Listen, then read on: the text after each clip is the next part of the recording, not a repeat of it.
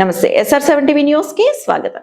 నేత్రదానం చేయండి, చిరంజీవిగా జీవించండి. ఒకరి నేత్రదానంతో ఇద్దరికి చూపు వస్తుంది. జిల్లా వైద్య మరియు ఆరోగ్య శాఖ అధికారి డాక్టర్ కె కృష్ణ అన్నారు. నేత్రదానం పట్ల ప్రతి ఒక్కరూ అవగాహన కలిగి ఉండాలని, ఒకరి నేత్రదానంతో ఇద్దరికి చూపు వస్తుందని జిల్లా వైద్య మరియు ఆరోగ్య శాఖ అధికారి డాక్టర్ కె కృష్ణ తెలిపారు.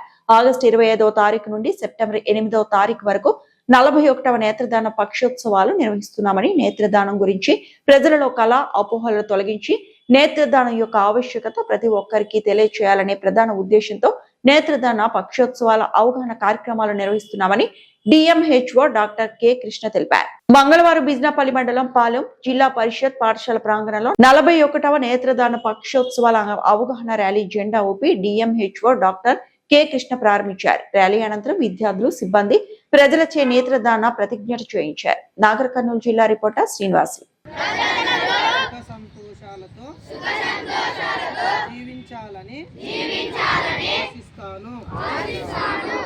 ఆరోగ్యంతో ఉండాలని కోరుకుంటాను. మన దేశంలో కొన్ని లక్షల మంది కంటిలోని నల్లపాప తెల్లగా మరీ చూపును కోల్పోతున్నారు. వారందరూ అందమైన ప్రకృతిని చూసే అవకాశాన్ని కోల్పోతున్నారు. వారికి నేత్రదానం వల్ల చక్కని చూపును ప్రసాదించవచ్చు. పవిత్రమైన కార్యము కొరకు నేను నా ప్రాణానంతము నేత్రదానం చేసి వారికి చూపును ప్రసాదిస్తాను.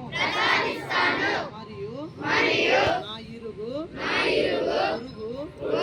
తోటి పౌరులకు నేత్రదానం పట్ల అవగాహన కల్పిస్తాను.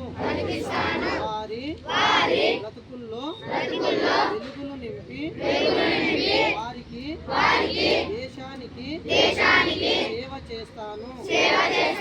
చిరంజీవిగా జీవించి ఉంటానని ప్రతిజ్ఞ చేస్తున్నాను.